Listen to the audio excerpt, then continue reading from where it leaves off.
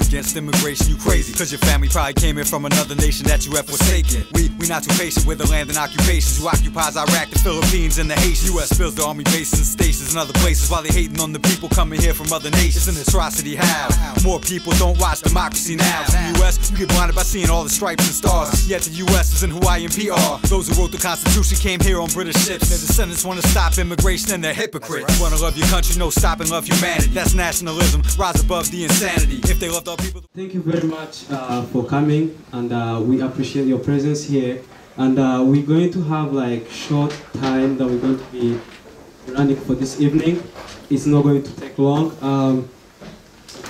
As we invited you, today is a day of talking about the challenges and which refugees and immigrants face when they first arrive here in United States at large. Because wherever you are a refugee or immigrant, we all in one boat. So we have the same kind of challenges. Once, as far as you from different countries, from Africa, Asia, wherever you're coming from, there is some kind of challenges you have to meet at the first place. So that's why we organized this with the help of Flying Squirrel Community here that helped us to set up this and having this space. And this is where normally we use for our meetings every week, mostly.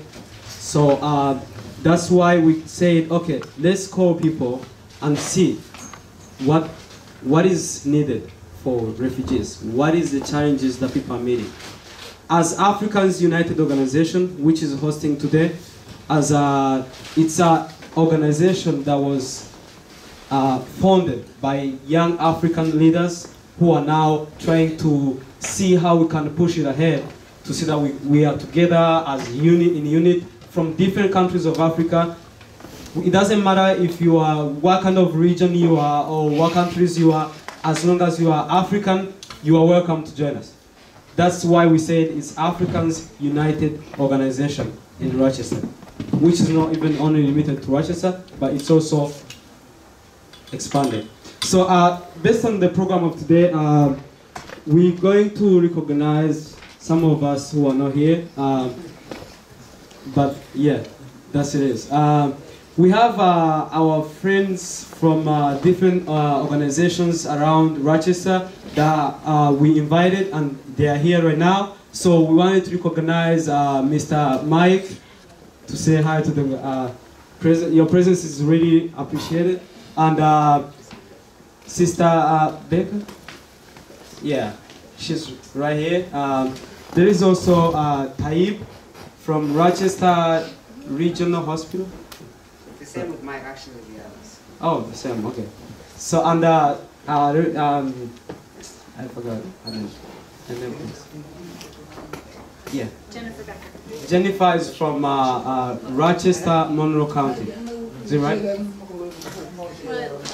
Children's environmental health and lead poisoning is what I'm doing. Okay. So others are from different communities, from Somali, from other people that are didn't really recognize, but this is really Africans United representation. And we're going to call, our program is, we were having our speakers who could have some speech, but they're not now here. So we're going to call Zamda to come in front. Zamda is the General Secretary of AUO, and I'm going to call Gerard to come in front, please. As the Treasurer of AUO. So as we're opening our today's event, we also recognize our mom there from the community on Clinton, Joseph. Hello, I'm Alicia Ward, so I'm glad to be here. Thank you very much for coming.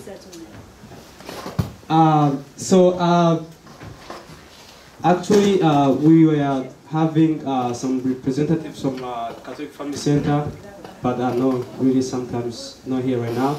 And Abokar from this school district at the Jefferson's High School, but he's not here right now. But we cannot just stay and relax. But we're going also to ask our kids if they can have questions. We have different programs here that we run. So we do outreach to different people from different communities, families, because we know the challenges basically they meet with. So we reached there, and we had some programs which was running here with kids, teaching them about culture, teaching them about the language as they are losing language when they first come here. So we just had a program of asking questions to them based on what they learned. As we're going to pass that when we're still waiting for our speakers to come. So let me call Zamda to call the kids to come and be asked the questions. Thanks. Hi everybody. My name is Zamda Kamikazi. I am one of the members of AUO, and I just firstly want to welcome everybody who made it today. It looks like it's a cold day outside there, and I want to appreciate your presence here today. I have children that I've been working with. They are all young ladies and gentlemen, and some of them will have some kind of games to play with you guys, so you can cheer up with you and make sure that they're showing you what they do in their culture.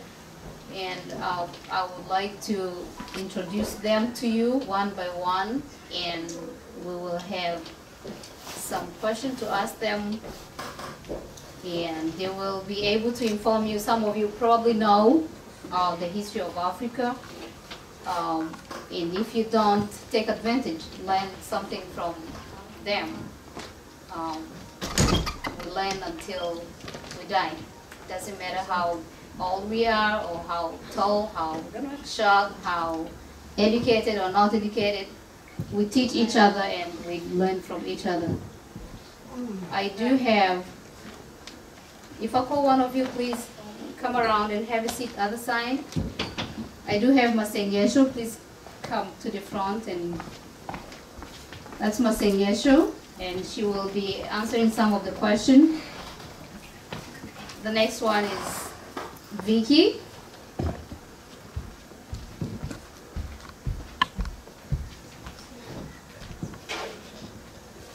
The next one will be Nadia.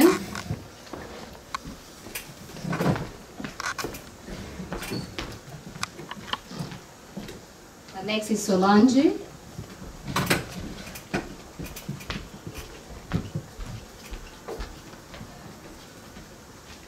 Subiri, please come to the front.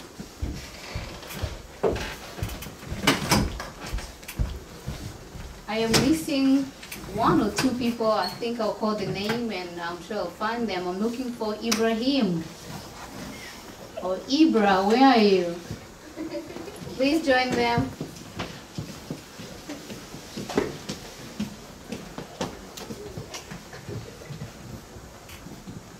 Okay, I do have different questions to ask you guys, and if you know the answer, please raise up your hand, okay? So start refreshing your memory, and I'll go ahead and grab my question, all right?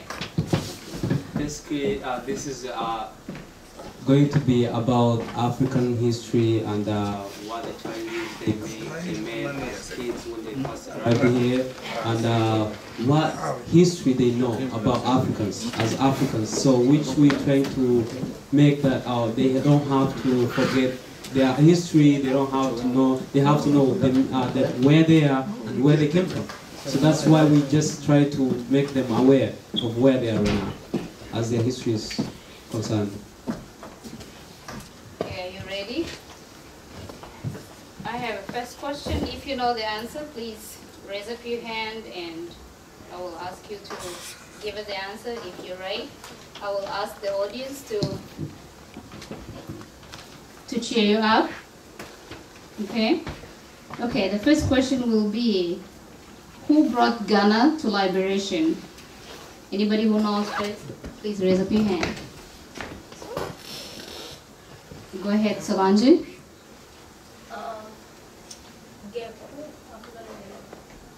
Do you know it or you don't? Or how to pronounce it. Okay. If you know how to pronounce it, please raise up your hand. Anybody else? Anybody else? Okay, I'll go with Masengesho. You want to speak a little louder? Kwame Nkrumah. She said. Okay, I have the second question will be, again, if you know the question, if you remember the answer, raise up your hand. What are the two African countries gained independence from colonial power? Two African countries gained independence from colonial power. Do you want me to repeat? What are the two first African countries who gained independence from colonial power? Anybody knows? I will go with Vicky.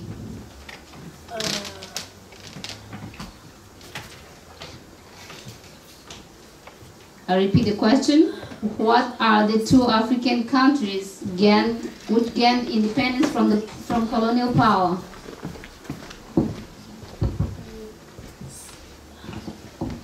It's not coming?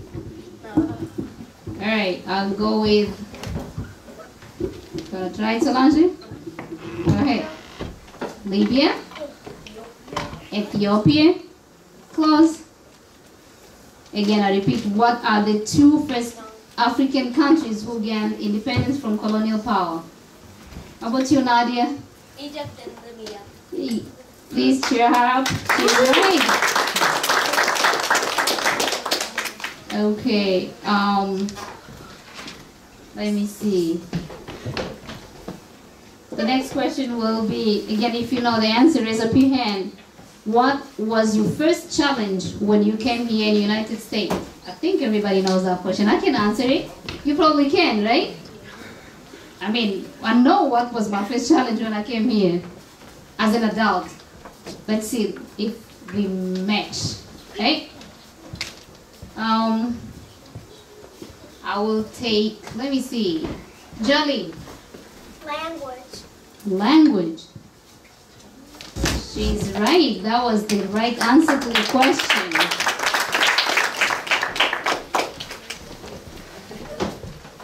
The next question will be,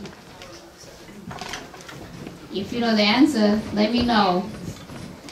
What is the main drink in Rwandan culture? I don't even know it. Okay. Do you want to say all of you, or I can pick one person, or what do we do? All of you?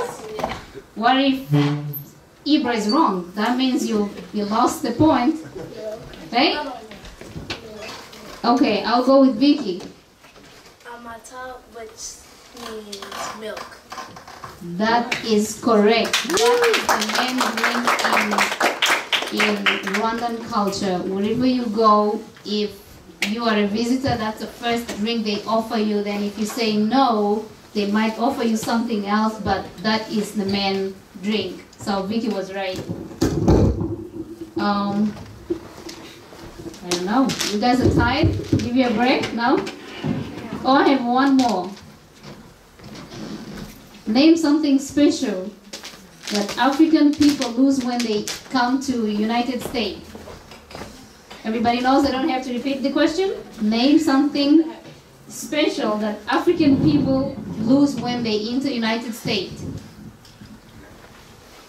Should I say all of you can answer the question? Yeah.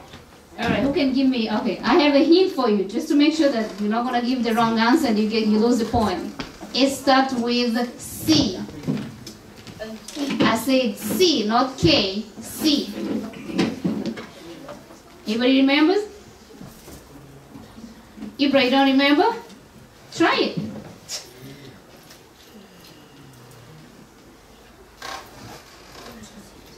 Will you be able to get it if I spell it for you? You will? Okay, C-U-L-T as in Tom. Are you there yet?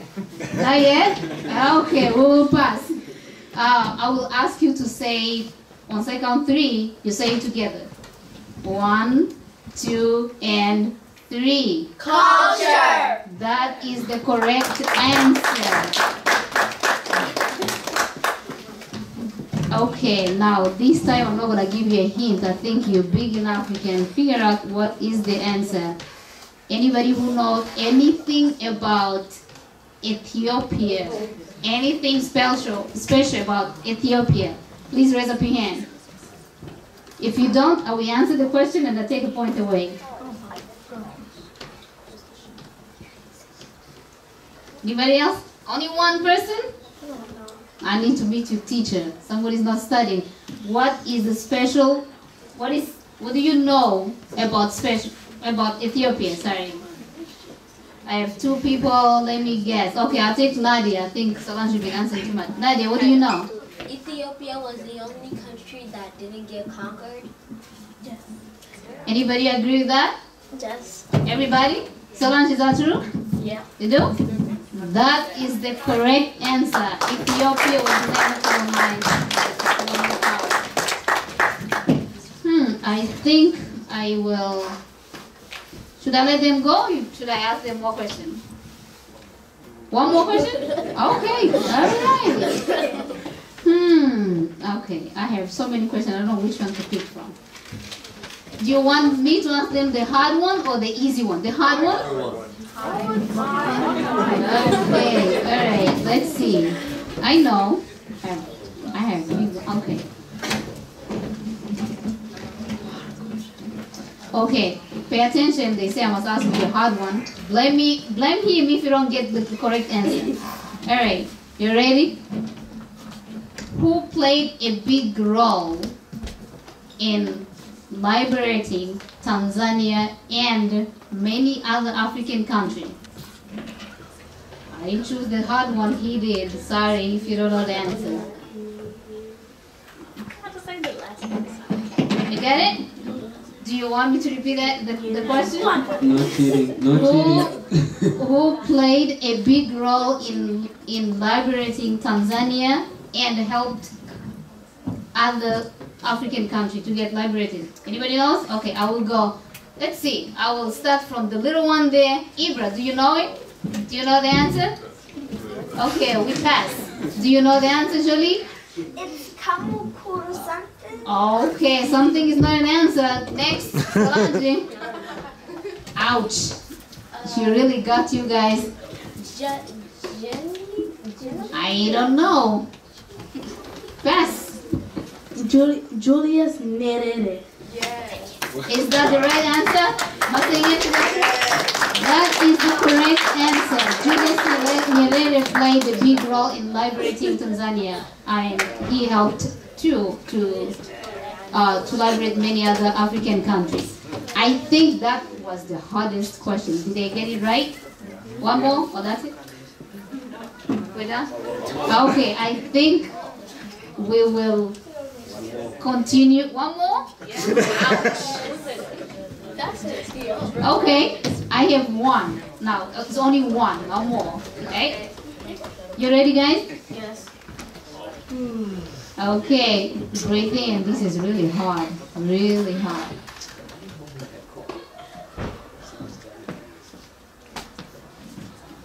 Who are the 2 great African leaders? What? Now, I'm afraid when you're too excited, I'm afraid. Okay, I need you to think. It's not as easy as you think. Okay, who are the 2 great leaders? 2 great leaders who have been friends. Anybody knows? Okay, you are on your own. Where do I start? Everybody, oh my goodness. Okay, I'm gonna count 3, but if you lose Sorry. All right. Since everybody knows. Oh, Ibra didn't ask any question. Okay, Ibra, go ahead. Tell us. You want to take the mic?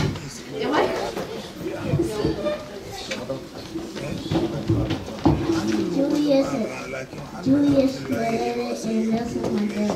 That is the correct answer. Thank you, Ibra. Thank you so much. I think they passed all the questions. I don't even know how many I asked them. Please cheer them up. They did a good job. Thank you so much. Thank you very much. Our kids have wonderful knowledge of what they know already and what they are learning. Thank you very much for paying attention to what you were learning and being able to recognize and remember. Because it's important so much to be able to remember your future and to know your future and to know where you're from. So once you don't know where you're from, you don't have even vision of where you're going. So as far as our kids are concerned, how they are getting educated and being taught about history and about culture stuff, it's good that now they understand some of the things, the important things that they have to learn. So we have now a time of, we want to hear some kind of testimonies from people, Africans, people who just came here as refugees, and what experiences did they get through? Was it hard? Was it easy? Or there was no problems? Or it was like just fun? Because most of us, when you're in Africa, you think, oh, America is like the second heaven. So once you're in America, it's just eating, relaxing, taking care, just that's it. But when you get here, sometimes you find something different from what you expected.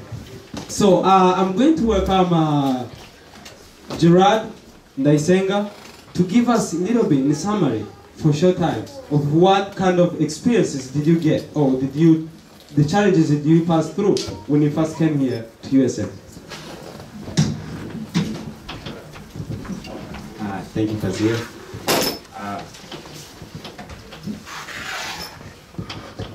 My name is Gerard again, as I said.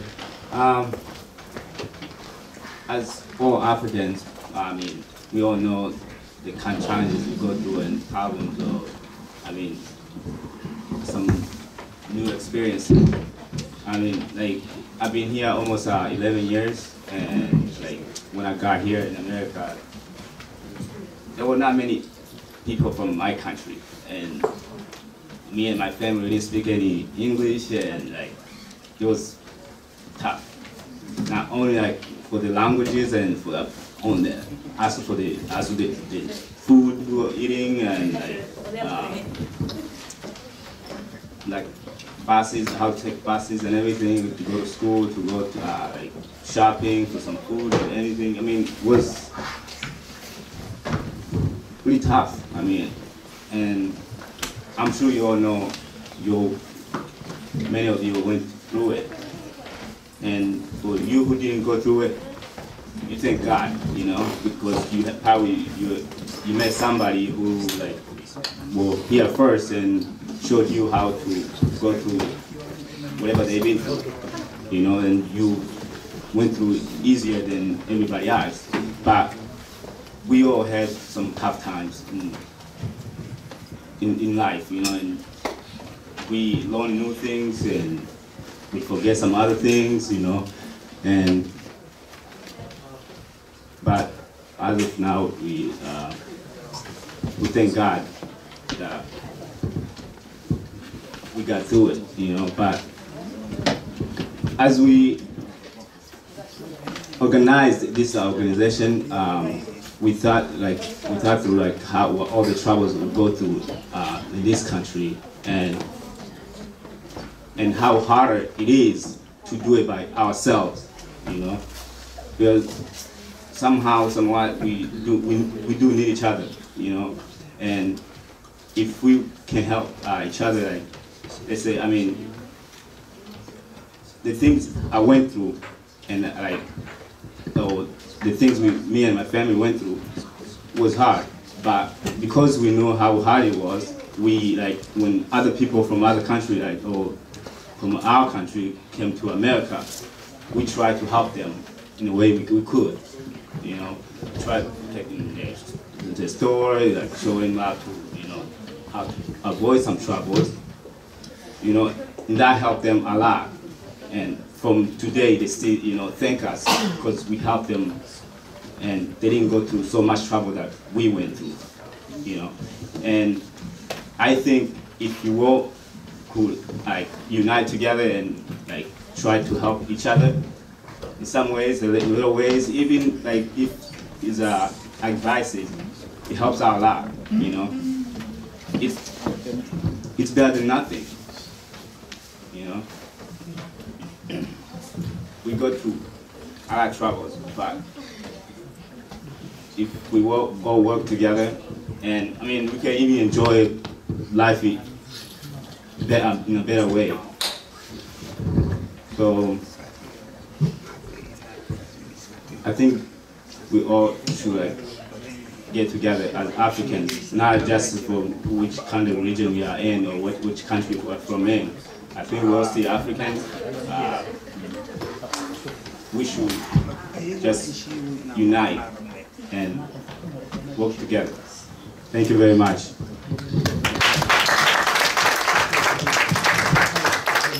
Thank you, Mr.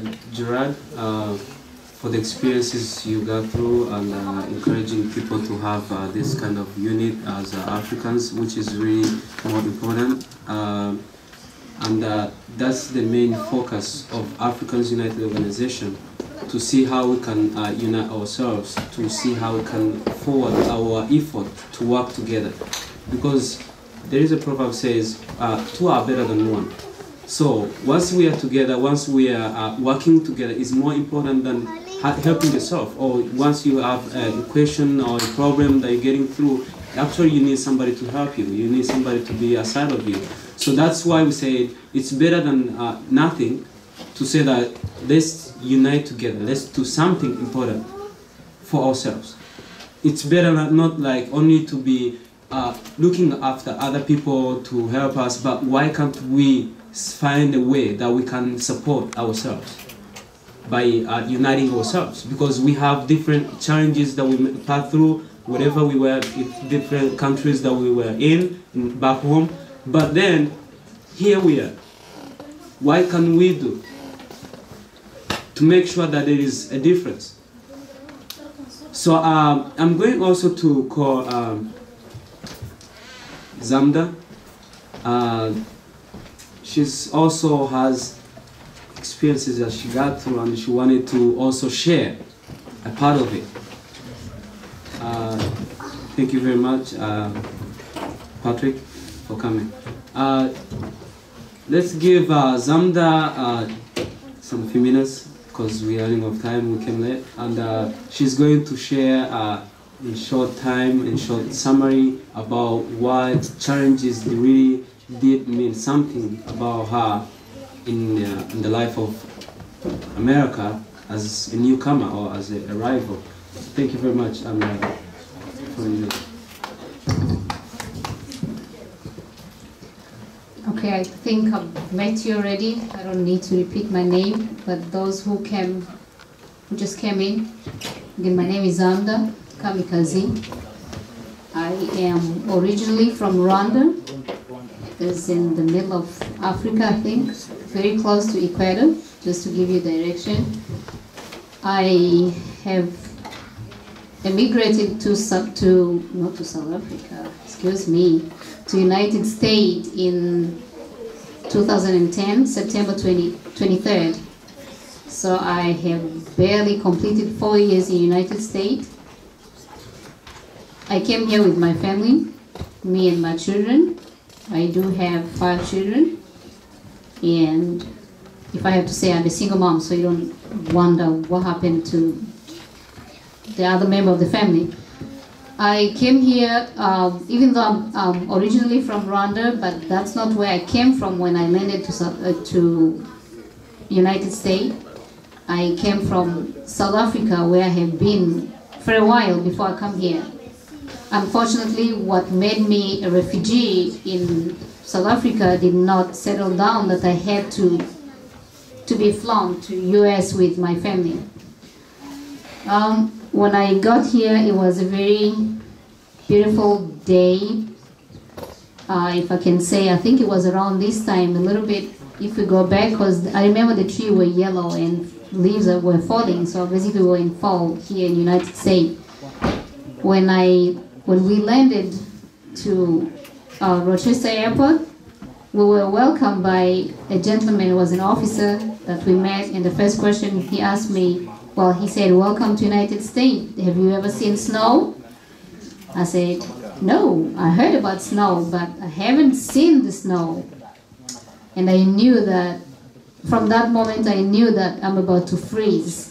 Even though in United States, in South Africa, there's a cold weather, the winter is really dry, but there's no snow.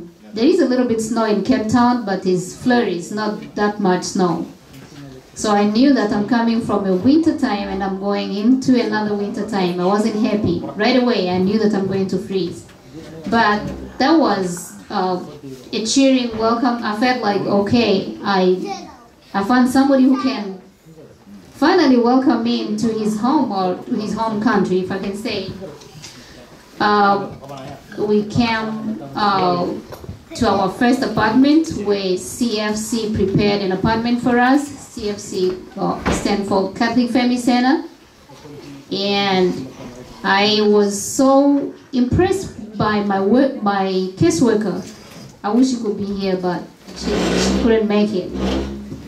You will probably you had a chance to meet her, some of you as refugees, or maybe some of you worked with her. Karina Sawyer.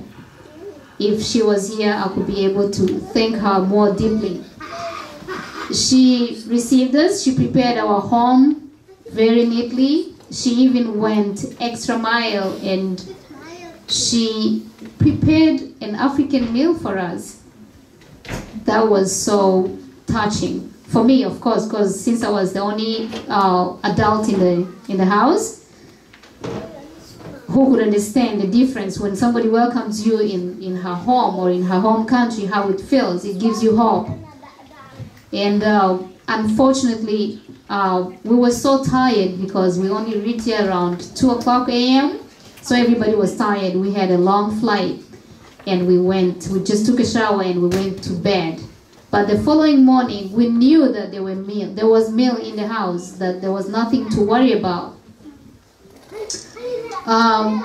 Time goes by and we kind of get used to the house, how things work around. Time, it was difficult.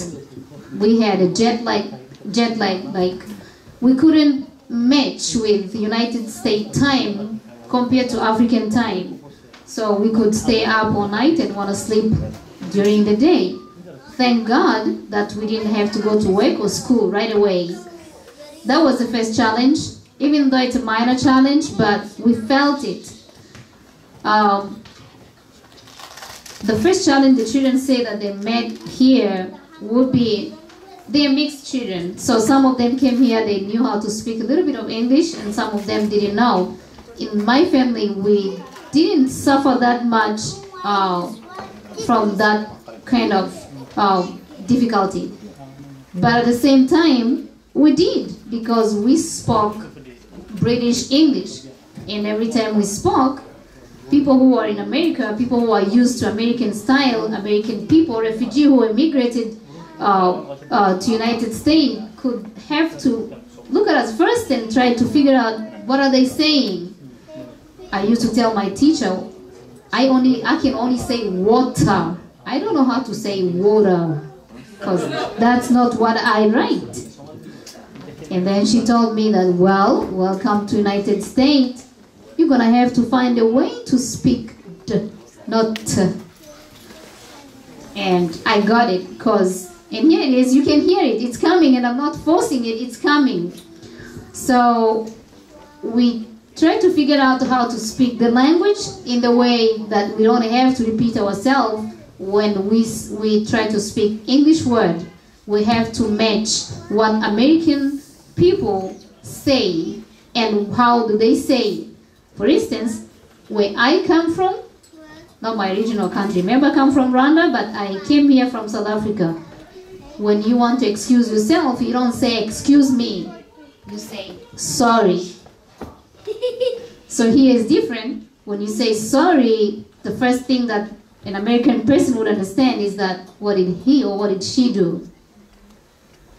Right? So we have to abandon that habit of saying, sorry, can I have that? Instead, we have to say, excuse me, can I have that? So that was a little bit challenging in schools or in the buses, wherever it could be in the public area. I remember when I took some of our children to the doctor's appointment, it always took a while for the doctor to understand what are we saying, or if she had to take a while to make sure that did we understand what she said and what's supposed to be done. So I agree with the children when they say that the first challenge they faced when they came here was a language. A language is a barrier. It's a barrier to many of us. Even if you speak the language, when you move to that country which speak that language originally, is still a challenge. It's a challenge because you can barely speak the same way they speak the language, and that makes you feel like you don't belong to them. Now, depending on how they are welcoming you, it can either put you down or lift your spirit up. So it depends on who do you meet. Moving on, in my first apartment, I stayed there for a month, and I got used to see my caseworker and while trying to fit in the society, like trying to see the doctors, making sure that the kids are getting registered for school. And finally they got in school, and I got in school, and life began again. And I used to tell my children that the most thing I will miss when I go to United States is my living room. Not because it was so beautiful, but I think everyone who has a home, you have a place that you all cherish, that you always want to be, that you always want to fix and feel like, I like this particular chair, for instance, or that particular room, or this part of the kitchen. And for me, it was, my living room was my best place ever in my house. And that was true. When I got here, I never wanted to sit in the living room. Mind that there were chairs, there were good, beautiful carpet, everything, but I always missed what I left in South Africa. After a month, I got a neighbor upstairs because I was living downstairs. And I wasn't happy with it, not because I chose to, but because I was forced to live in a situation that I didn't want to live in. Mind that I had young children who always need explanation why things like this going on. And I didn't know anybody to talk to apart from Catholic Family Center. I didn't know anybody. I barely started meeting people like after 2 months or 3 months. My first challenge was the apartment that they rented, CFC rented for me, had 1 meter with 2 different apartments. So if you get the picture, I was living downstairs, and after a month, another person moved in upstairs, and we are 2 different families. We don't know each other. My neighbor is an American citizen, and I just happened to move into United States. I don't know, I can barely speak to her. She's probably afraid of me. Remember, I don't speak her language clearly. And that was not a problem. And I knew what I paid for my first RG&E bill. Once she moved in, my gas went up. My heat went up. And I questioned myself when I saw the bill. Again, thank goodness that I could read, I could write, I could understand the most important information. I want to stop there, and I want you to think about a family who came here, or who's still gonna come here, or who is here now, and nobody can read. Or they can read, but they probably can't read English. or they can read English, but they can't understand the vocabulary. They can't understand the information that they're supposed to. And they have to put that aside until the consequences shows up. That's where we go back and say language is a barrier. Language is the most difficult challenge that refugees face when they move from one country to another. Going back to my personal testimony, I read the bill and I compared with what I had the previous month. It didn't match, and I waited for the second month. It was, instead of going lower, it was going higher.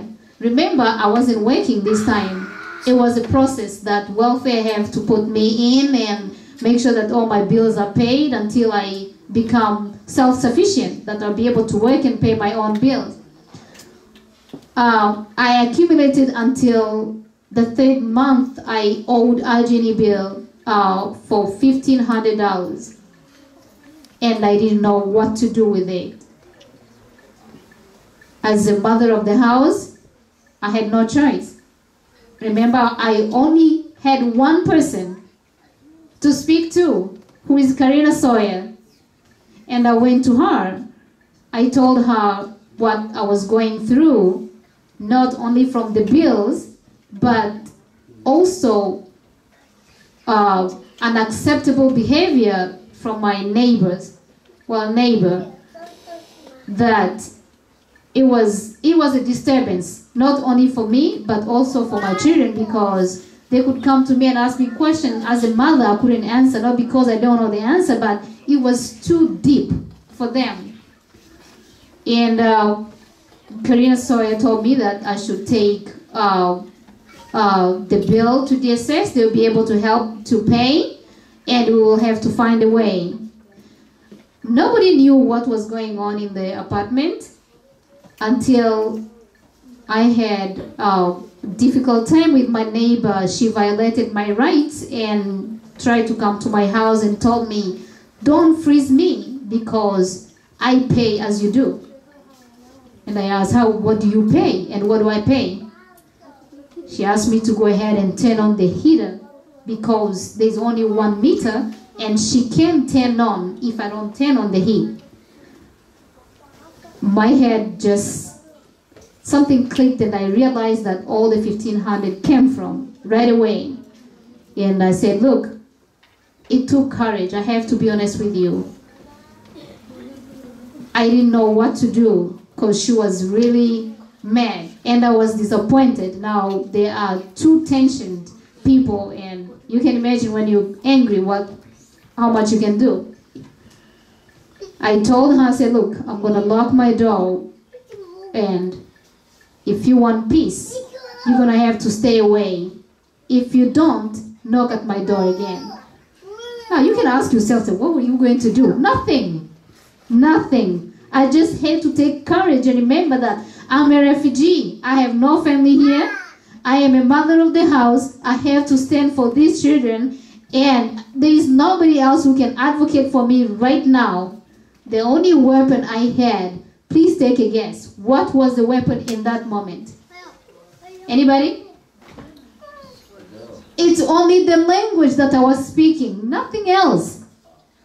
Because if I couldn't speak English, either she could have taken advantage of me not speaking English and could come in the house and turn on the heat, and mind that I didn't even know what is a heat.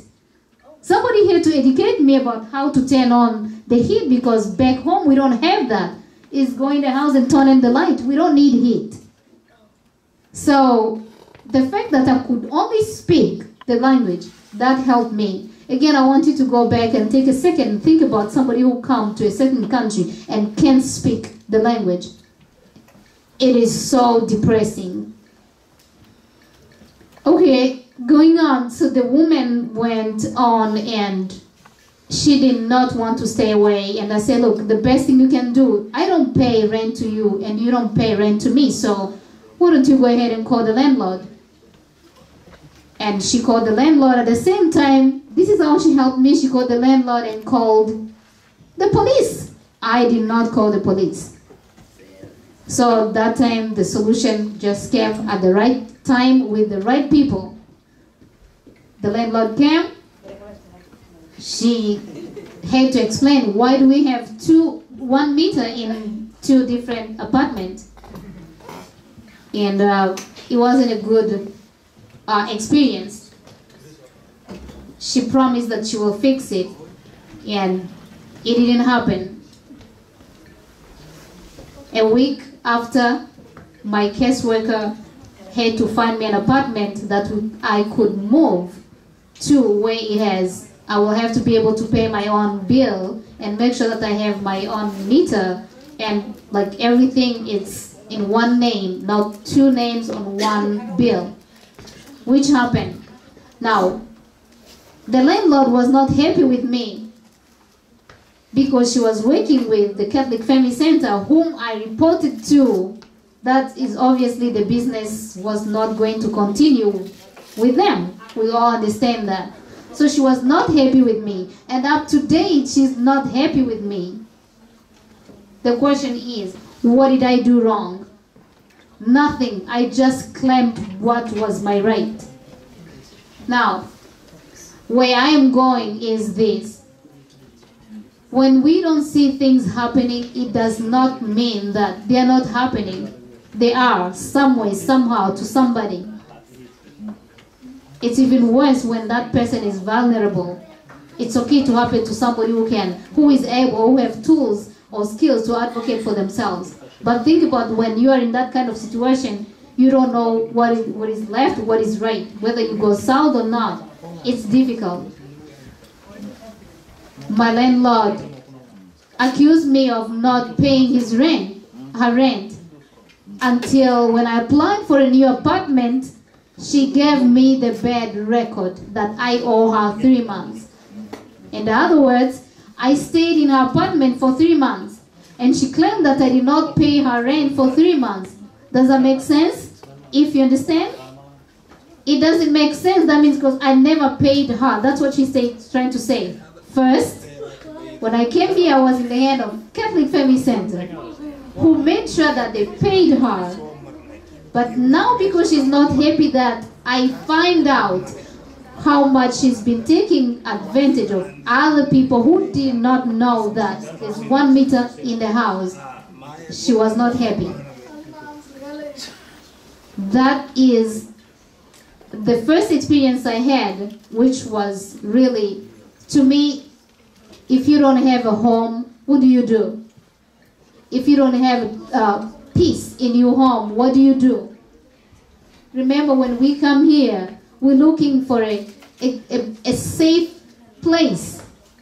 Now, I wasn't safe, but I did not want to take it that way. I knew I wasn't safe, because not being in good terms with your neighbor is not a good thing, especially when you are new in the country.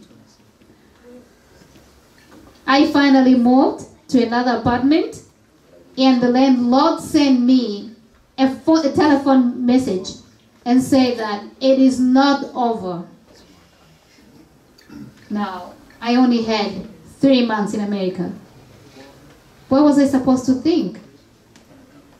I had no friends or family to turn to and say, look, what this means.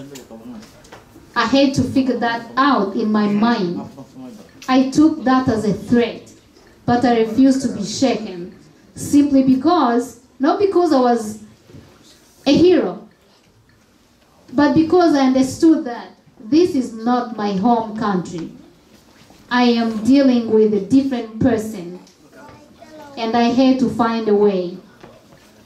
I calmed down and say, let me see what is going to come. But it was all out of anger. And that the only way I solved the problem was knowing what is my right and being able to meet people who can help me to understand life around in a better way.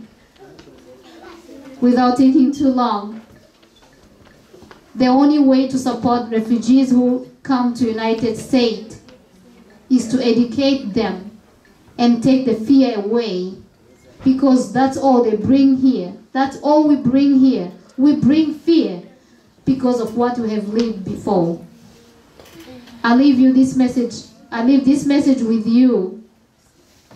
and hope that you will be able to tell those who are not here that as refugees, we need you as American people who are here. And as refugees who are here, I want you to take courage. I understand that even though we are refugees, but still, we can do better if we know what we have as skills. Thank you. Thank you very much for the experiences. So there is this kind of issues people meet, but really there's nobody who knows what challenges people are meeting, who, because we don't really have that kind of access to refugees and what really the family is going on. We have different kind of organizations around here that really have programs to help refugees, but then they really don't have this kind of basic help. There is help, they really help, but the basic ones that really the family needs to get used to the place, to get used to the community, to get used to the access of stuff, things around them, it's hard. Even knowing the information of what, like heat, in Africa we don't have heat. We have natural heat. So the sun is there, the rain is there, we don't have snow. So once you're saying about the meter, it's a different thing. So that's, most of the people are getting into that kind of situations where you find you're paying somebody's bill without knowing, because they take advantage of people who really don't know anything. So that's why we say, okay, let's be reaching people. What are the challenges they're meeting? What is really going on in the family? So as far as we've been reaching the families, there is a family that one day I visited. It's a Somali family. I just came in, was like 3 days when they arrived in U.S.A. When I got there, I tried to see what is going on in the house, what do they have, what are they missing. But then I came to find out they really got the beds, but they were still new in the box. Nobody helped them to set up the beds. Nobody know how to set up beds. Then I had to start again to set up beds in the living room. What about the food? They bought food, everything is there, it's all set, but they are missing one thing, salt. And then after missing salt, there was no salt around there in a bag for snow, you know, they put it in the street. Then it looked like salt. For us in Africa, we have salt that they look the same, but it's kind of the same. And then they used to cook. They cooked it with food. So they start eating. Then I was asking, what kind of food you have? What are you missing? And then I tried to check, oh, where is the salt? Oh, we don't have salt. Oh, we use the salt there, the big sack, really big. And I was like, which one? And they showed me. Really, it's written salt. But it's not really salt. Because they don't know what is going on, what is it. So I was like, do I have to call ambulance or 911? Because I don't know what's going on right now. Maybe somebody may die because it says never eat, don't eat, because it's poisonous. So I was like, should I call 911? Should I call Catholic? Should I do what right now? So those are the things people really are facing in the families, but nobody knows. Even if the agencies are there, programs are there, organizations are there, but there is things going on in the families, but people that are not meeting with. So those are the things really we are trying to focus on. For the level that we are, let's try to reach people. Let's try to help each other in that kind of way. We have our sister Aisha, and she wanted to. They have a program that they help refugees with different kind of programs. If you want access to the computer, how to find the computer, different kind of things, resume, finding jobs. Those are kind of programs they have. So I would like to request her to come and join us here and say something about her program so that people may know, oh, if I need help with resume, if I need help with finding jobs, if I need help with such a kind of issue going on, oh, I know where I can go and ask. So thank you very much, and the floor is yours. Good afternoon. So Assalamu alaikum. Bonsoir. That's French.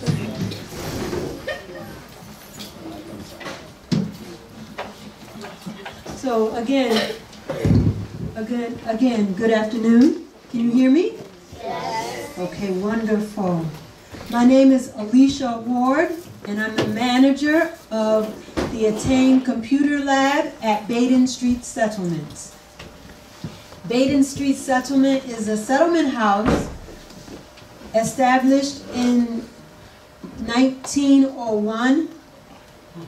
And the settlement house, no, I'm sorry, I think it was 1911. But the settlement house was established for the resettlement of immigrants. And Baden Street is one of the first settlement houses in Rochester. And over the years, different immigrants have been serviced by Baden Street Settlement. Well, I manage the Attain Lab, and Attain stands for Advanced Technology Training and Information Networking. It's a computer lab, and everyone is welcome. So, what is the mission of our computer lab? Okay, our mission is to assist community residents in support and training for employment placement. And what is our goal? Our goal is to increase the employability of our participants. So in short, what we are to do is to help you get a job. Now, how do we get you to help you get a job? Well, you have to have a resume. You have to have access to the internet to do job applications, so we do that for you. Now, who is our target population? The people that we are expected to help most are people who are receiving services from the government. Social services, particularly individuals with families, called receiving TANF dollars or TANF funding, temporary assistance for needy families. But although that is our target, we still help everybody.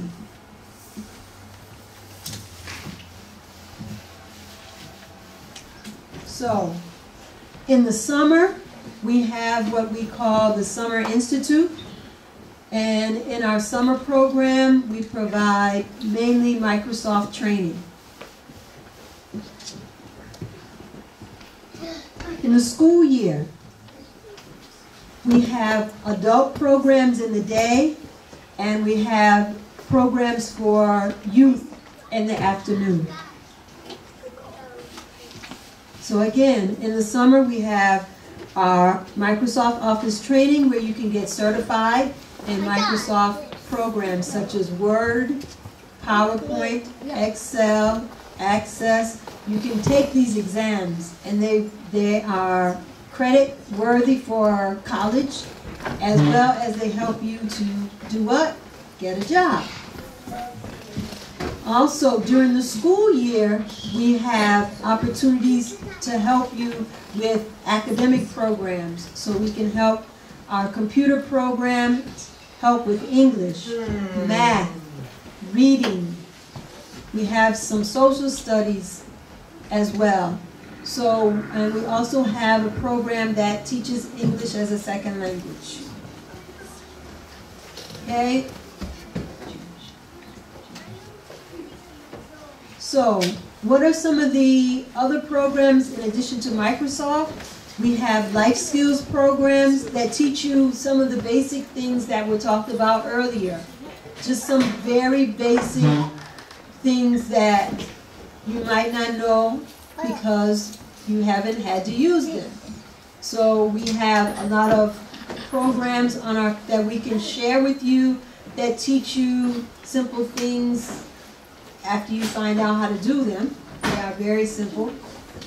A bus schedule, how to read maps, some simple first aid, just basic things that many in the U.S. take for granted. Also, some occupational skills. We have software that teaches you about carpentry, that teaches you the basics of electric repair. It teaches you the basics of nursing.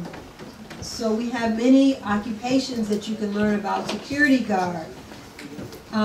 Also for the academics, we have a lot of assessments and math and reading. So it takes you from the basic math and reading from 3rd grade level, and it tests up to 10th grade level. So we want to see where your strengths are and where you could use improvements. And this helps you if you want to get your high school equivalency, or if you want to prepare for the SAT exam. Just learning and shoring up these basics can help you. If you want to go to the Rochester Educational Opportunity Center, they call it EOC, you have to have a score on a test called TABE, Test of Adult Basic Education. But in order to get a good score on the TABE test, you need to have shore up your basic math and reading skills.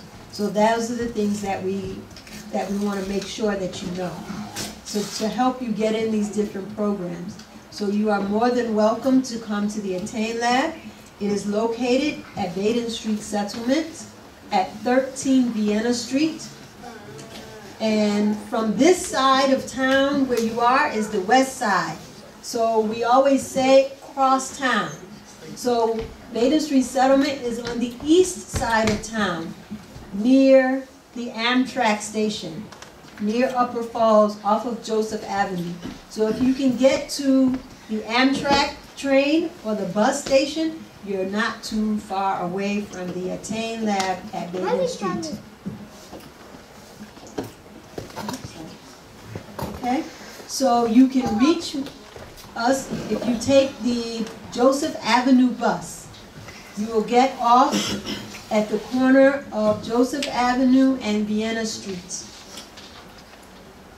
And that's how our schedule is 10 a.m. to 8 p.m. on Mondays and 10 a.m. to 6 p.m. Tuesday through Thursday. Does anyone have any questions? Do you have a need for math tutors? We have a computer-based math tutorial.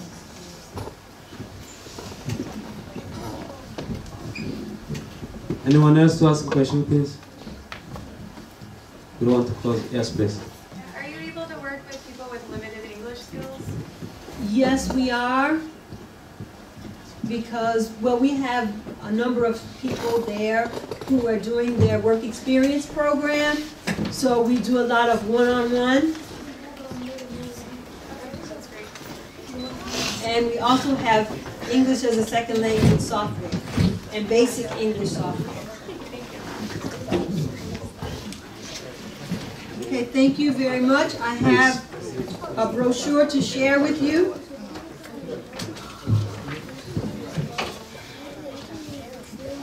So I'm going to leave the brochure. It tells you that about the Attain Lab, and there are over 30 Attain Labs across New York State. So if you have family or friends that are in other parts of New York, they can also find a computer lab such as ours in other parts of New York State. Thank you very much, and I look forward to seeing you at the Attain Lab. Thank you very much for coming, and we appreciate your presence. Thank you very much for your presentation and representing your work that you're doing and encouraging people to join and learn some kind of skills that can be helpful in their student life, and some kind of skills that can help you also to join jobs and being access to different programs available. And our programs tells us that we're going also to welcome Girma Erena, who is the president of AUO, to give us a brief and a summary of AUO. What is AUO? What does it do? when did it start, and what is he really planning to do for refugees, basically who are arriving in the USA, and what is going to be helpful? What are people going to gain from it? Thank you. Hi everybody. Hi. It's good to see all of these people here. I'm so grateful right now. I'm happy because before when we moved, I'm looking myself alone. But right now, we are not alone. We have you guys. Thank you for your coming.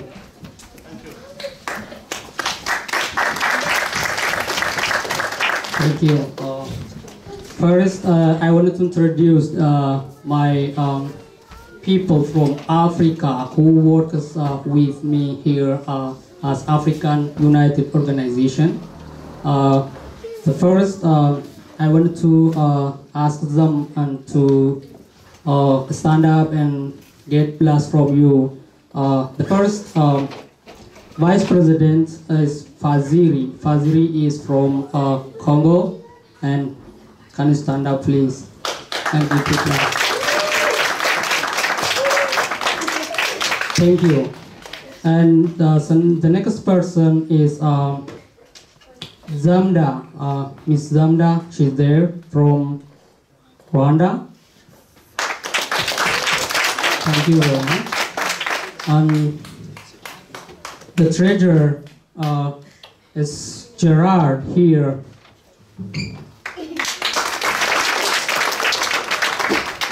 And event planner and organizer is Karangwa. He's not around right now. He's outside. He's working some stuff.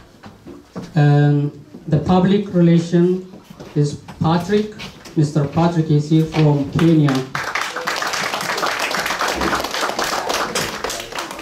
And youth coordinator is Abdullah.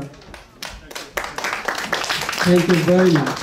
Those are great people for us right now as African United Organization.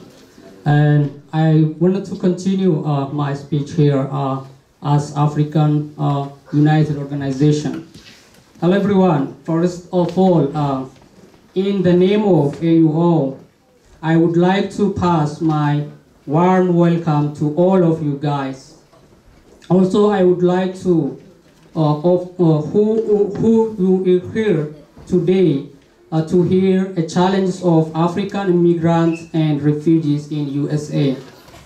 I would like to also give thank you to the Flying Squirrel community, the person who are looking at him here right now, and other organizers, and also who provide the space for us, the Presbyterian Church, who think of us, their families member, and also all of the guests here today, the committee members and African families.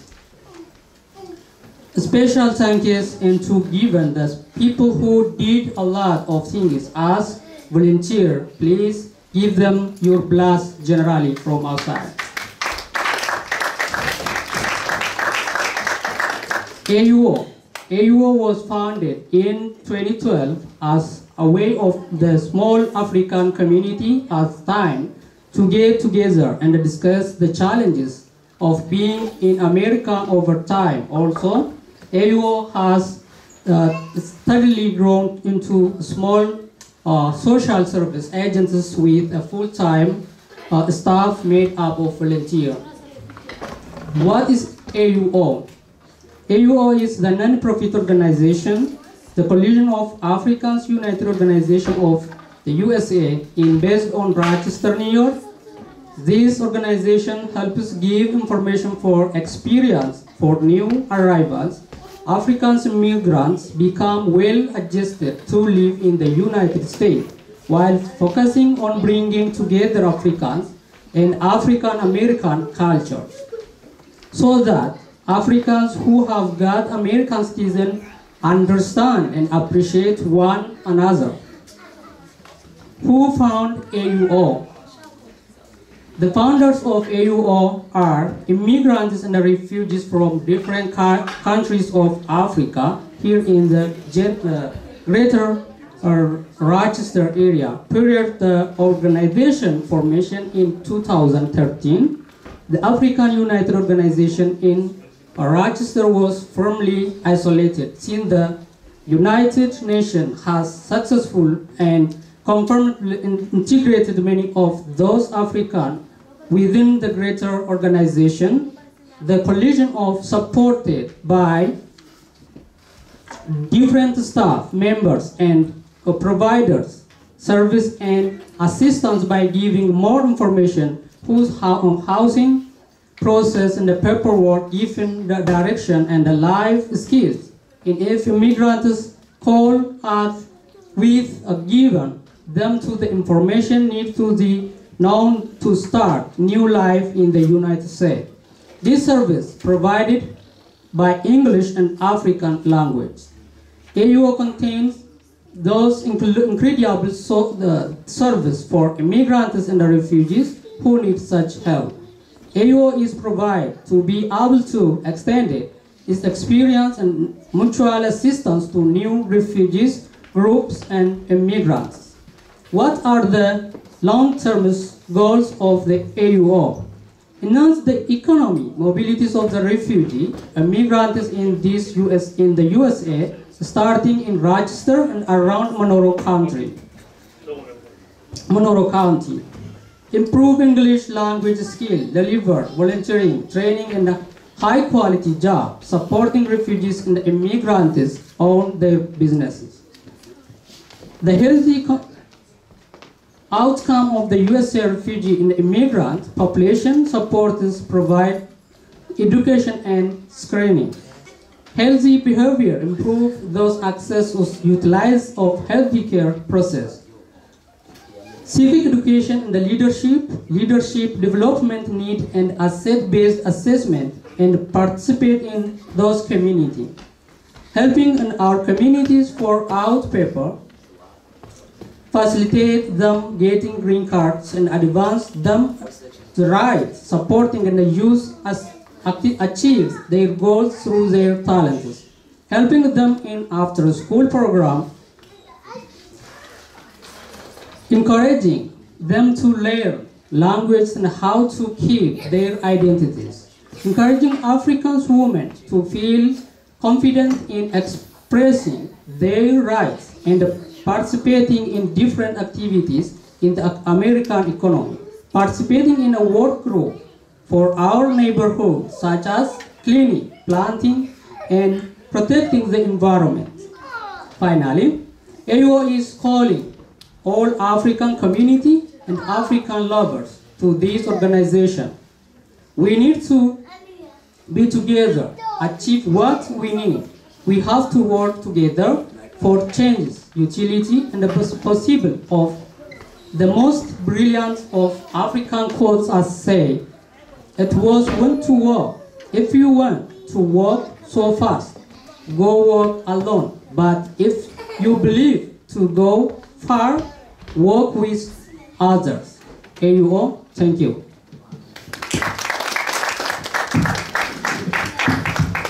Thank you very much, our president, and giving much information that really matters much for us at large, because this is AUO and means a lot based on what he just mentioned, which means it's, in a summary, it's like bringing Africans in unity by knowing their identity and knowing their culture.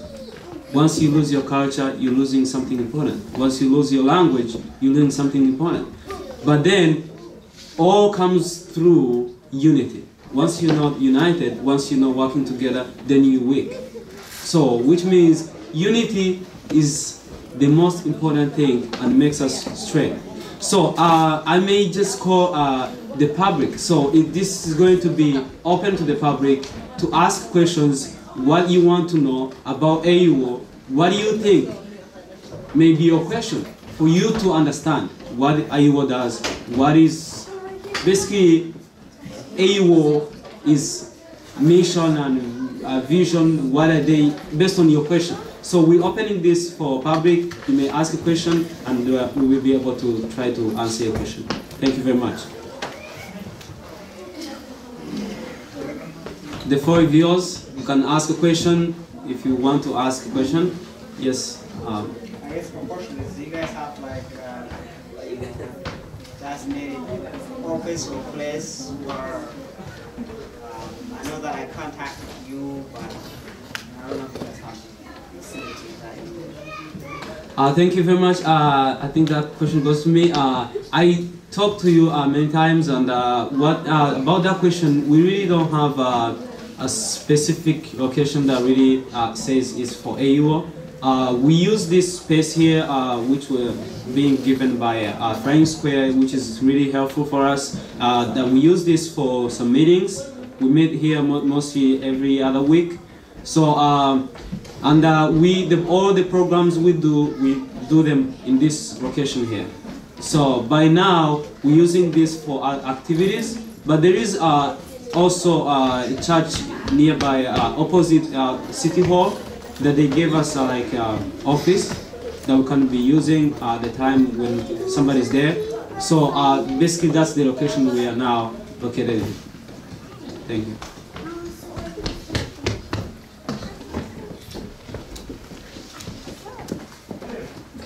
Can I ask questions, please? If you have a question to ask, you're welcome to ask. Thank you.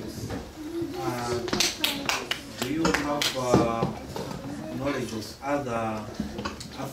other similar organizations in other states or in other places? And are you in link with them, maybe to learn from them or to share ideas? Because I'm sure Africans are not just here in Rochester, but all over America.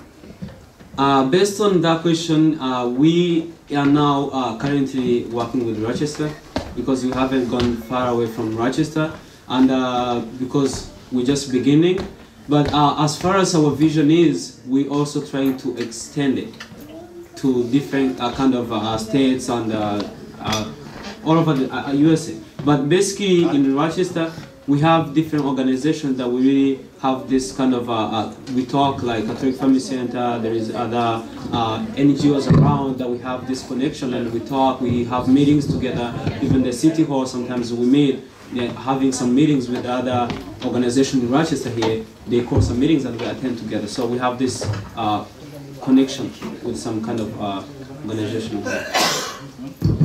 I think to just expand on what he said, if I understood your question right, we are a small organization. We just started in 2012, like you heard our president say.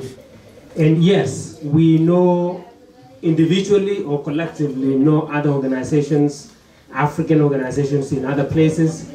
What we are doing is what he asked, he answered, what we are doing is not extended. We're not doing things with people in other states. We're doing Rochester.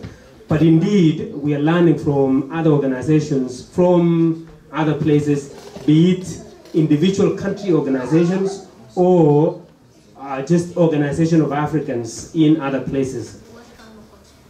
What we do mainly is to do what the president said, help with refugees.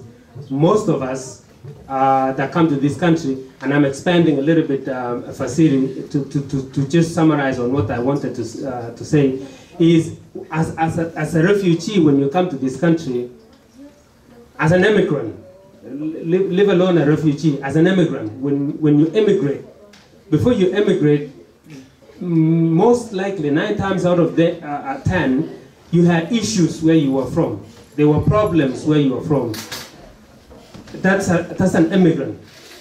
A refugee almost always have problems, because that's the definition of the word refugee. Almost always have problems where they're coming from. So you come here, or you go to another country, like Canada or other places, looking for better life.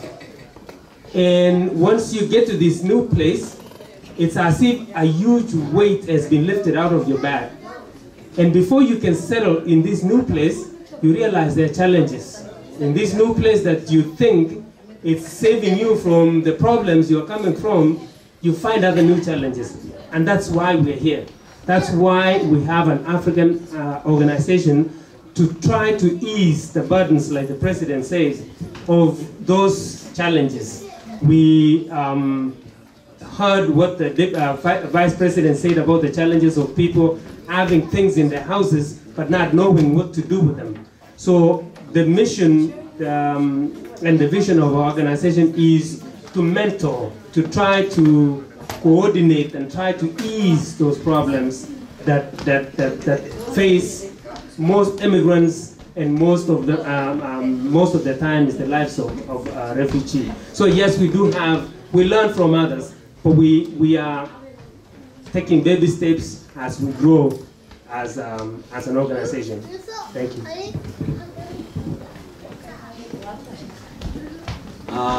Yes, please. My name is Ted. I'm a member here at the Squirrel. Thank you all for coming out tonight. This is a great turnout. Couple of things. Just number one, thanks to Faziri for helping to set this up and get it going. I think this is a great event. Number two, I'm going to pass around a donation can. Feel free to donate anything you want.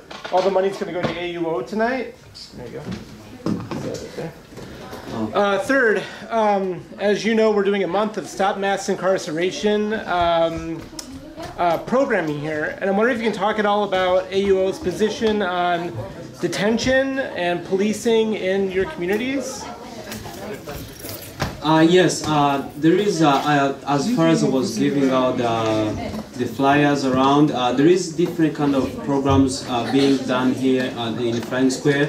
So for this month of October, there is many kind of speakers coming in, and they're really helpful as far as the incarceration event taking place here. So as if you may be interested in different kind of programs being done here, you welcome to join as far as the different speakers from different areas, from different perspectives, they are coming here and join. So you're welcome to join, and I think most of them know as far as I've contacted them. So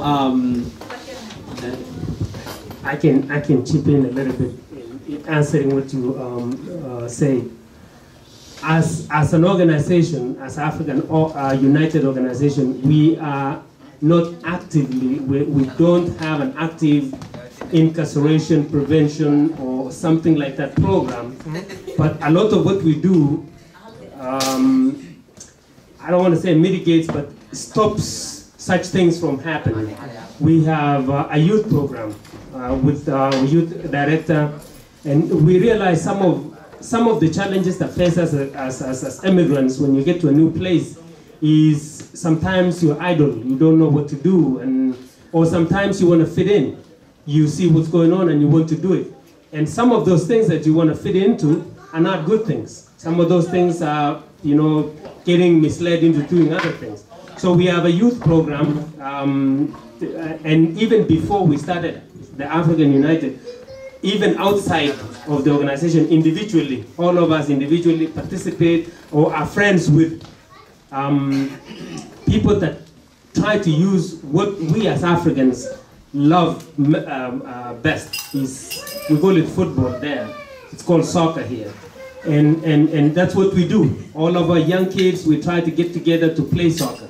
Back a few years ago, we used, and you can see our sport director, he uses his car to transport kids. He goes like from one place to another to take kids into places of playing sports.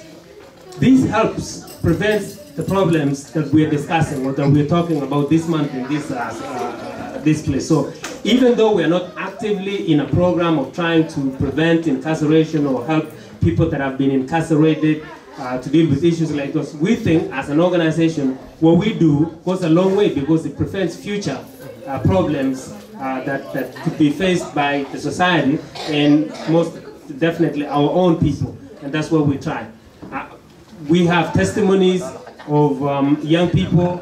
A few years ago, he came 10 years ago or 11 years ago.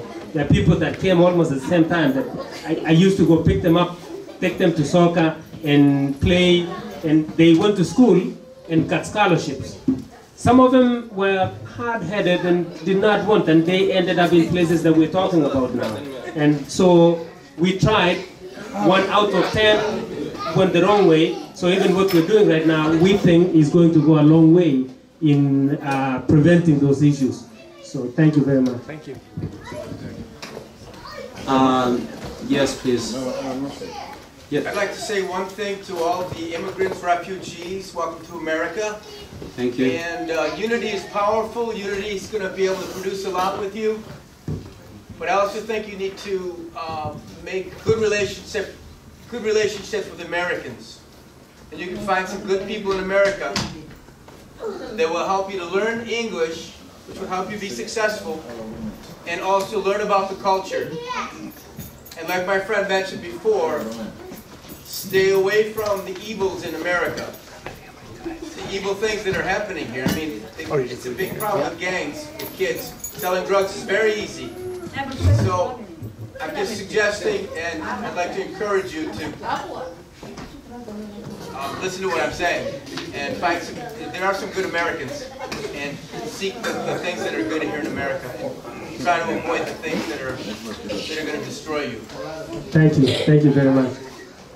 To add on what Paul had just said, we have different programs for youth that we were trying to implement here with the AUO, trying to bring youth together, making sure that we have soccer teams. We have some kids that were already taking soccer teams, that they take them after school, to only for the way to prevent them to get access to the drugs outside there, bad behaviors, people that getting in that kind of connection.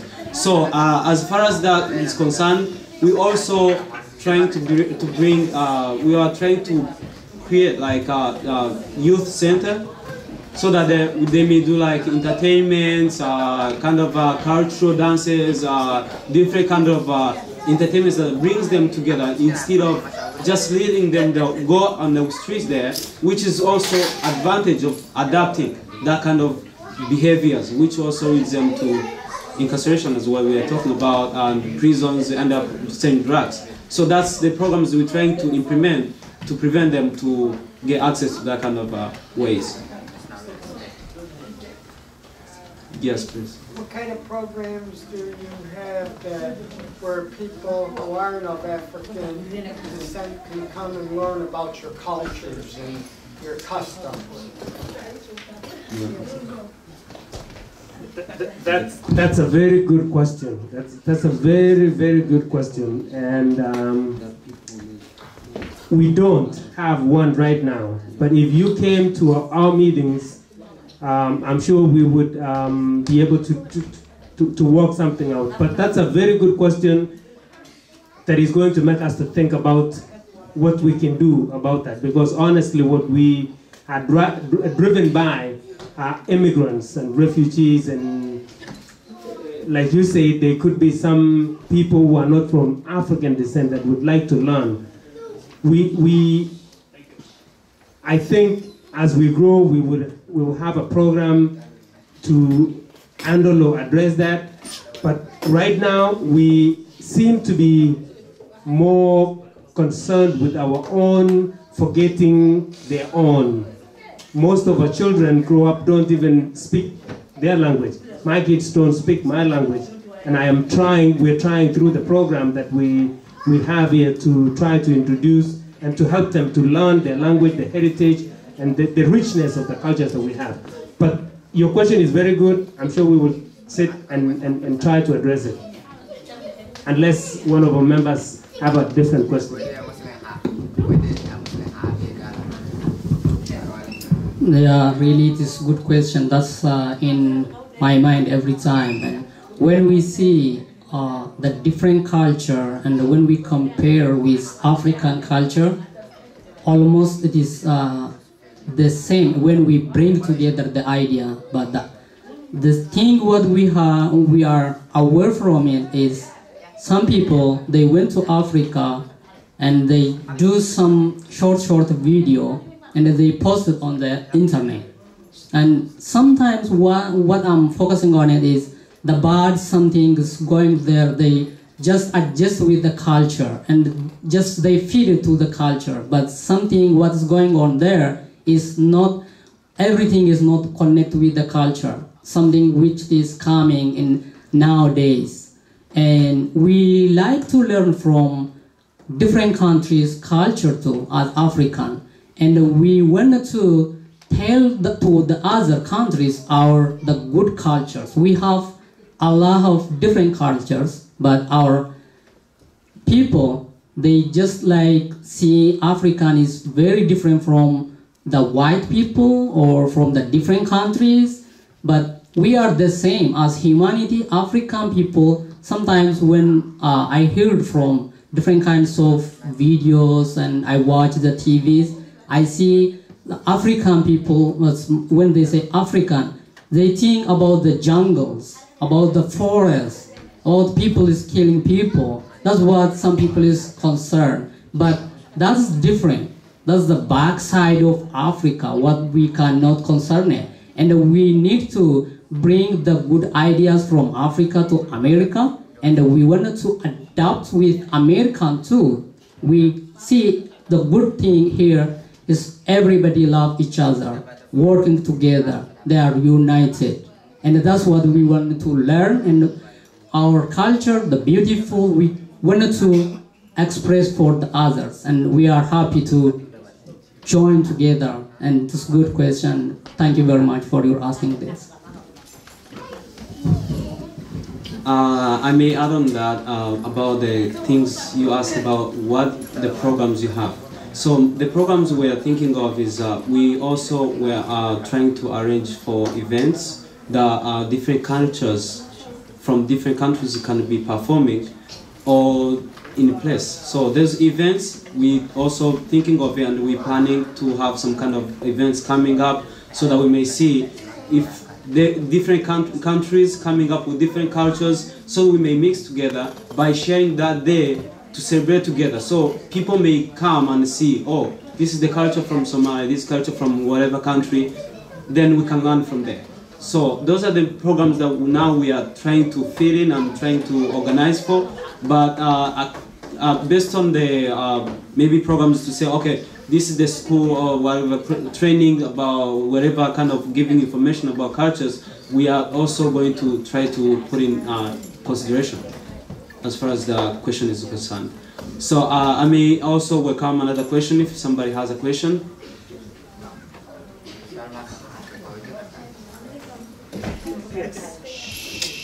I have a question, but I'm afraid to ask. Maybe people want to go eat instead.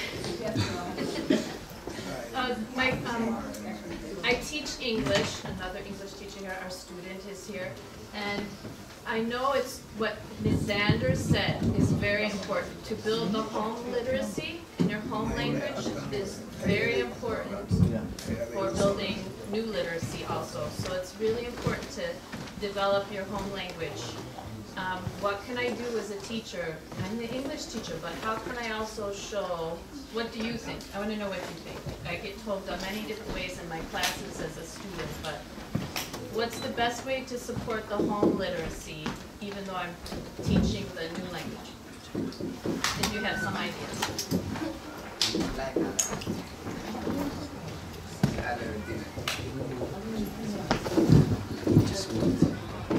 Thank you for your question.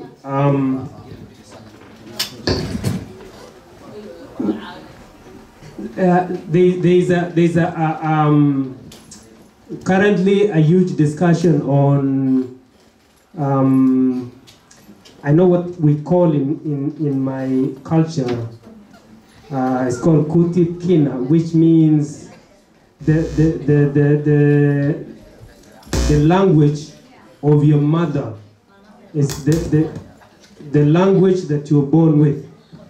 There is a very big discussion going on what is it? Is it better to teach a child in English, especially those that are tested in English, or is it better to teach them in their own language? And a study was done, and it was found that the kids that are taught in their native language tend to do better than the kids that are taught in English or that translate. When I'm in school, or when I was in school, I read and I translate. In my head, I translate. So I take twice the time that most people take, because I have to understand it in my language and then understand it in English.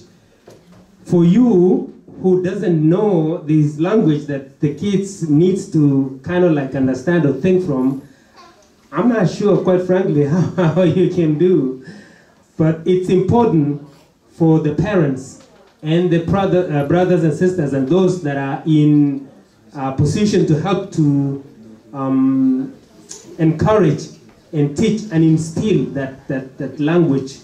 And the only way you can help in that is work with us in situations where we have classes or helping kids, because we have sessions with the kids to teach them our language. Sometimes they teach, they sing, sometimes they do things in practical sense. So in a situation like that, maybe we can have you in one of our sessions and try to incorporate what you're doing in school so that we can also help and incorporate that at home more, or in our organization, especially as we grow, because the more we grow, the more we do. I'm not sure if anybody else would like to. Yeah, I think that was enough. I think if your question was answered, thank you very much. If there is another question that you may like to ask, you're welcome to ask. Yes, please. What day of the week do you meet here at this Flying Squirrel? We normally meet every other week. Oh, what day though? Is it on Monday? Sunday. Oh, Sunday? Yeah, Sunday at 5:30. Yes. Thank you. Any question, please? If there is no more questions, we have some kind of other programs going on. We're going to have some kind of entertainment of cultural. There is the kids who are being asked questions there, so they are going to perform here, the cultural dance, and we have two kind of groups coming up. And then after that, we also have something in the back there to test. So we're going to see some people around here to see if they are ready, and then we're going to.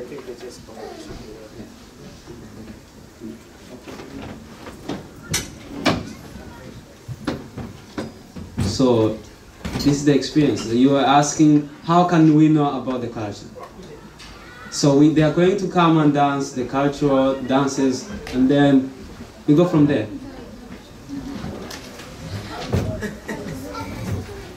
They need a minute. Okay. Oh, they are organizing there. So actually we have those kids, what they are going to dance here is what they were learning at the time of their coming here for the program. So they are trying to learn about their culture. We are trying to teach them how the cultural dances. They are still learning. They don't really know that much, but they are learning what are the cultures of back home. So that's what we are waiting for them to come on. Can you take this? So while we're waiting, we're going to ask Abdullahi. Abdullahi is a youth and a youth coordinator, and he has a team of also soccer game that he coaches, and he's a good trainer, and he got some kind of trophies that he won. So we're also going to welcome and present his team and his kids that he really nominated. This is what we were talking earlier about, using the young people in a very constructive manner. You see, I don't think they brought their trophies. I took pictures of them when the youth coordinator came with them. So I'm going to give the coordinator the microphone, and he's going to introduce a part of the group. This is just a representative of the group that he has. So many of them are not here today. Abdullah. Thank you very much. My name is already, everybody know, Abdullahi Muhammad. And this culture is for the elder, so it's my culture for the Somali. And this is my flag. But I'm working with the group, organization. And this is the team. So actually we play soccer together. When they play, I don't have to play with them, but sometimes when you're telling them to play and you're standing out of them, So it's better to enjoy with them, so you play with them. So, and the lot of problem we had and we have is Zamda already talked about it. She already talked about the, and our group also, they talk about and helping the families. And I was there with him. Thank you very much for showing the family to show the salt. And he bought for them the salt, the real salt, not the snow salt. You see? So what they're saying is I'm the witness. And I was requesting from your group to give me 1 minute to discuss about our elders. They request me to speak their language so they can understand what we're doing here. Oh, that's good. So that's what they ask me. And this is the kids in future. Back home, our sport is soccer and swimming. So we use here for soccer now. Some they play basketball because of the school, because of their like. It's not just we making team for soccer. We're looking what is the favorite for the kid. If he say we like basketball, we try to talk to the, and our organization to find out for us and basketball coaches, because I cannot force them to play soccer. So when they like to play basketball, or some they like football, but this is the sports for our culture. We call football, we call soccer. And when I came here to the United States was 2007, October. And my friend told me, do you play football? I say, yes, I play football. Because I think he see me, I have. So he told me, do you play football? I say, yes, I play. So he told me, okay, we have uniform. I'm going to talk to my coach. Be ready. I talked to my wife. She's my wife, Katra, my son. So I told her, I'm happy now. I'm going to enjoy with my team because I used to play soccer and I used to coach soccer kids too. So when he came to me, he was giving me a ride. So he told me, you ready? Yes. When I get there, I see the practice they're doing. I thought there is another field we're going. So he said, okay, the coach, he's going to talk to you. Okay, you want to play football? I told him I already play football, but I need to practice first. He showed me the uniform and the stuff for putting here, so so I say, I don't know about any idea about this stuff. I just play for football. So when I pointed, so he say, okay, for soccer, we call soccer. So it's a good thing. So we play soccer. I try to coach them, and the organization sometimes help us. So thank you very much. And I would like to talk about the elders, the Somali elders, who they came to us to respect our coming together. Marka inshallah waxa idinku sheegaya marka af Somali hadii la raado, and one of our captain is going to speak also. We're going to give some and inshallah minutes to talk. And waxa waaye macnaha groupka NATO waxa la yiraahdaa AU la yiraahdaa waxa waaye African Organization no way United waaye. Marka waxyaalihi hadda laga hadlay waa arkayseen oo halkan laga tusayay all program Rochester way hayaan.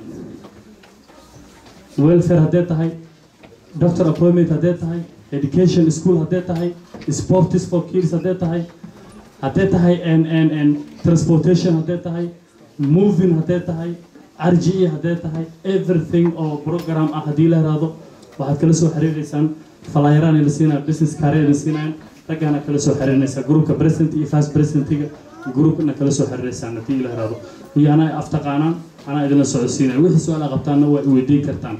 Thank you very much. Ana ku imaadeen macnaha meeting oo ma sitay hadii la raado. So thank you very much for atmarka. Thank you. Okay, just thank you. Okay, just. So thank you very much. We need to see the cultural dancing now.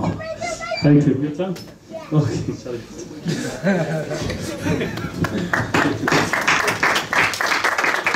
Thank you very much, Coach, thank you. For training our kids and trying to let them get away of other kind of bad activities around the community. But better to involve them in the community and learning, spending time together. It helps them to get this kind of unity among themselves and their children. So we're going to welcome our special group down there, and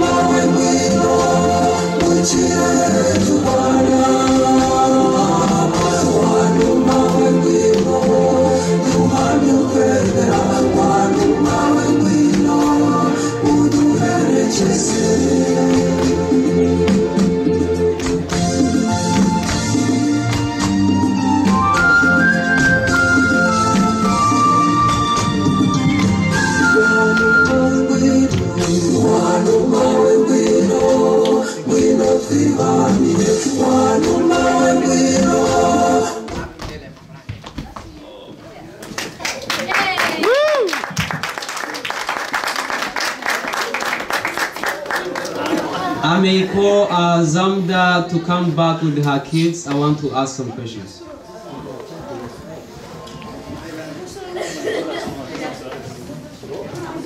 I have a question. I see you dressed black, white, and I see some kind of, I don't know, the names of, I think countries, yeah? Are all those kids from those countries, or why did you put those countries there?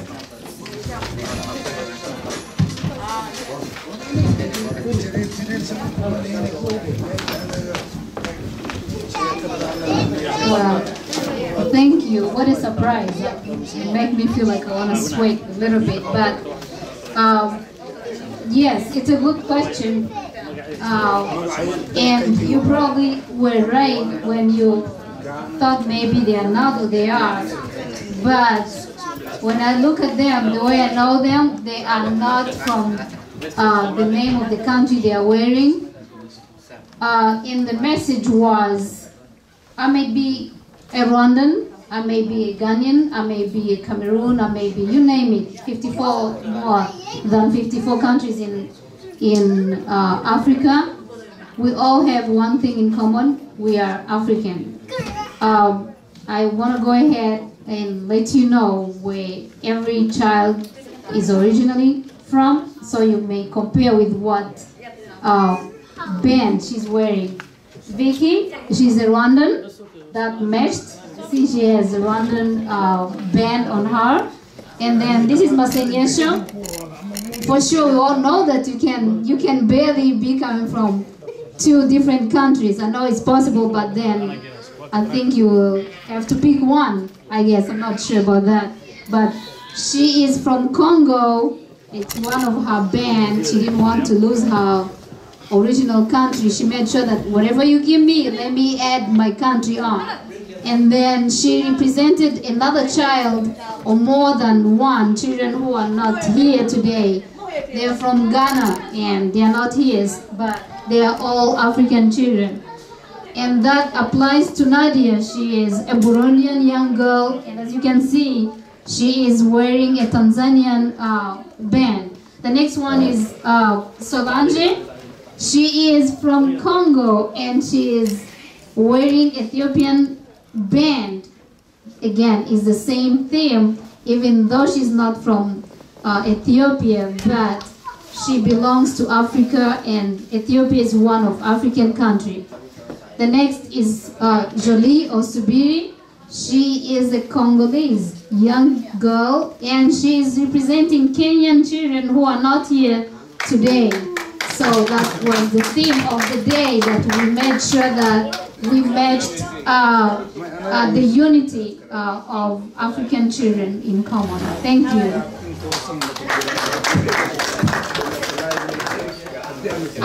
Somebody asked me, is there anybody who have a question about what they are wearing? And you do?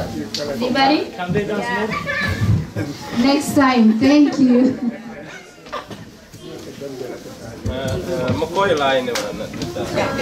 Thank you very much.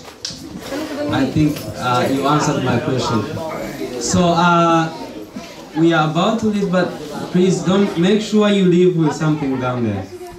There is a hard dancers who were almost going to bust this building here. I hope you're not going to miss them. There are 2 of them. They have one song, but they are going to really to make you get out there when you want. After that, we're going to have Patrick giving a short speech, and then we can join the meal there. I may call Zawadi Mawazo. I mean. They went outside. Okay, let's give Patrick a speech when we Okay, we apologize for pushing a little bit too much on the time. We are going to have the taste. We have not complete meals, but can be enough for meals. In closing, we want to thank you on behalf of the organization. I want to sincerely and most gratefully thank the Squirrel Square organization for giving us the opportunity the opportunity to come and meet and talk. We all know now, at least have an idea of what we do or what we stand for. If anybody still have any more questions, or anybody still have anything to give as an advice or a suggestion, we will be eating and mingling with all of you. The president is over there setting up the tables. We will be around. Let's mingle, let's talk, let's give us suggestions. Tell us what we're doing that is not in line with what we should be doing, or what you think is going to foster or help us grow faster or grow more, or serve our community better. Thank you so much for coming. We appreciate you, and may God bless you. Mawazo and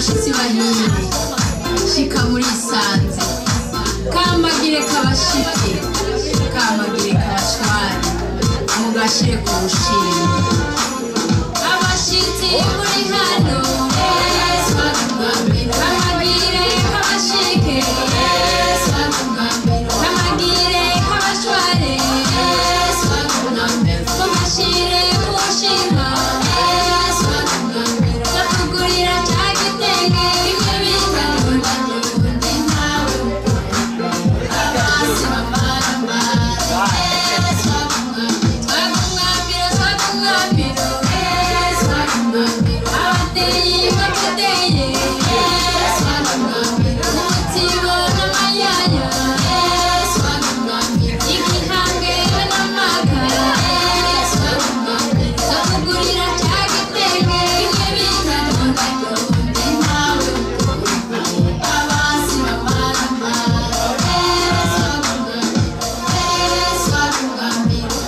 They are going to have another song called Sololadi from Congo.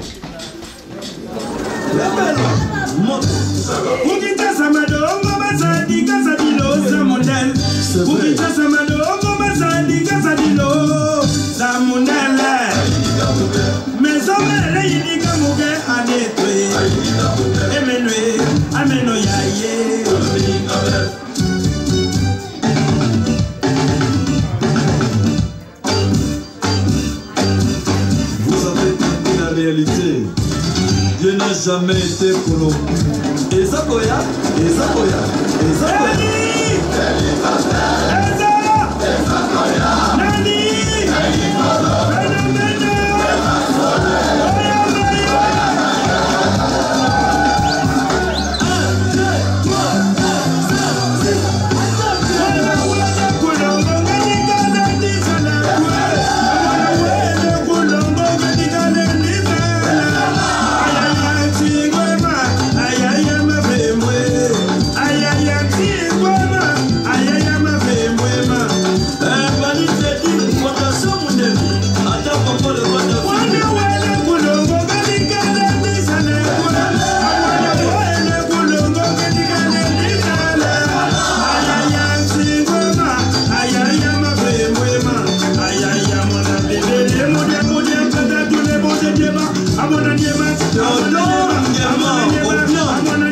référence de la jeunesse africaine.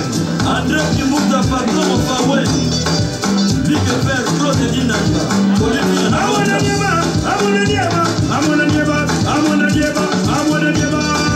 José Moukeba. Bona London. King Service Express Jean-Marie Monaco. Yuna le monument. Le chasseur mon procès.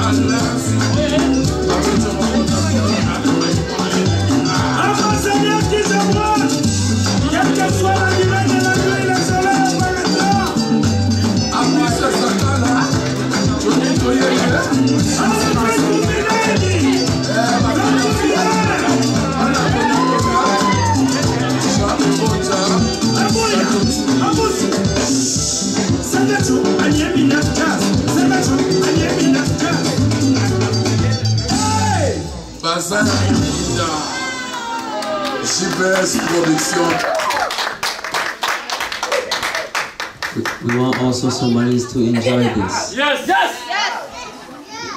Ali Danto!